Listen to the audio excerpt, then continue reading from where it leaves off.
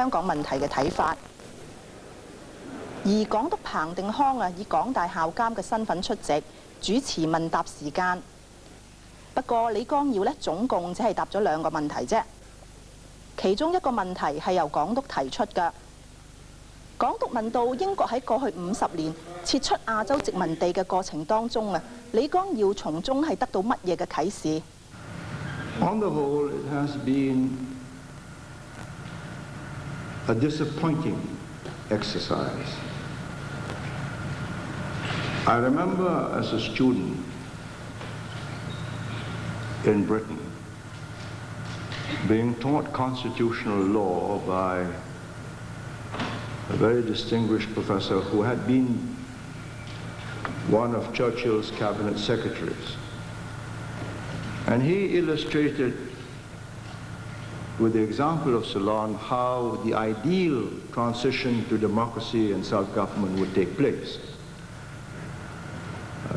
They had their first municipal elections in 1932 for mayor of Colombo and a council for Colombo. They had 2 universities. They had a thick layer of professionals and administrative officers. They had large sterling balances. So they started off with all the advantages that would ensure progress and prosperity. Of course, I was taught this in 1947 when Ceylon had just got independence. And India, of course, had just gone into turmoil with breakup of Pakistan and India. I have never believed that democracy brings progress. I know it to have brought regression. I watch it year by year, every 2 years when I meet my fellow members of the leaders of the Commonwealth. And it need not have been thus.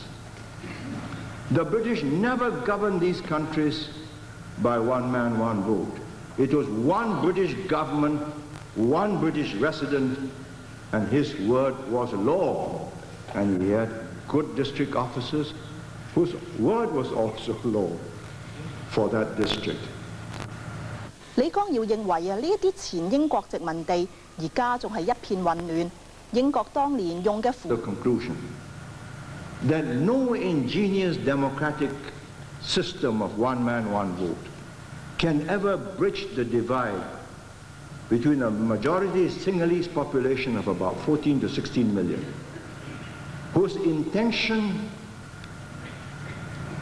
is to dominate and to bring down some 2 million Tamils in Jaffna to their level.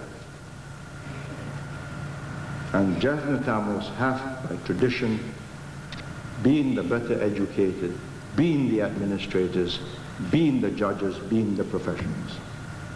And that this breakup into warfare was inevitable. 李光耀跟住引述一位政治教授嘅文章，指出當年嘅印度仲係封建社會，根本冇條件推行一人一票嘅民主制度。It was a feudal society where the landlord controlled the votes of illiterate peasants.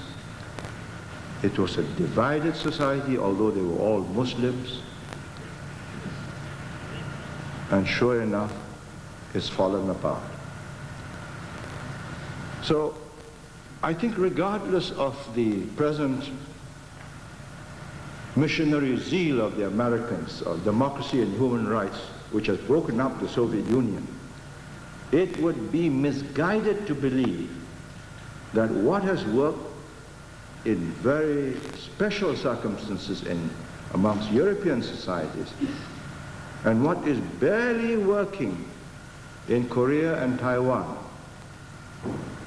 is universally valid. 李光耀認為英國人喺撤出殖民地之前先喺當地進行民主同埋一人一票選舉，並唔切合亞洲嘅文化同埋價值觀。佢認為人民希望嘅只係一個好嘅政府。How to establish good government? Good government means a government that considers itself a trustee of the people, whether you're king, chief, or whatever. Not somebody in temporary charge and insecure and therefore out to settle an annuity and a nest egg for yourself, which is what has happened in so many countries. So if you ask me what my thoughts on decolonization are, I think they are grim, because Western political scientists have not lived in these societies, have not understood that what is required is economic progress, development, and the final blossoming of a large educated middle class, which alone can sustain a democracy. When you have 60 to 70% of your population educated, knowing what will work and what will not work, then one man, one vote makes sense.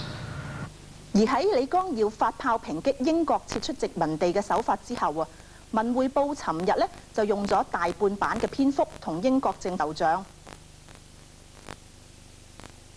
另外啊，當日台下一位人士問到李光耀，根據佢嘅標準，香港應唔應該有民主呢？李光耀認為啊，除非香港可以同中國分割，咁先至可以爭取民主㗎。李光耀話：如果佢係中國領導人，會考慮到香港、台灣同埋西藏問題，所以佢唔想外國插手香港。If I give way on Hong Kong to the British, who do not have either military or economic clout to hurt me, then I'm inviting trouble from from Bill Clinton. Chris Patton can only express his exasperation, but Bill Clinton can turn MFN off. Hong Kong deserves democracy, but alas, in the world as it is, we do not often get what we deserve.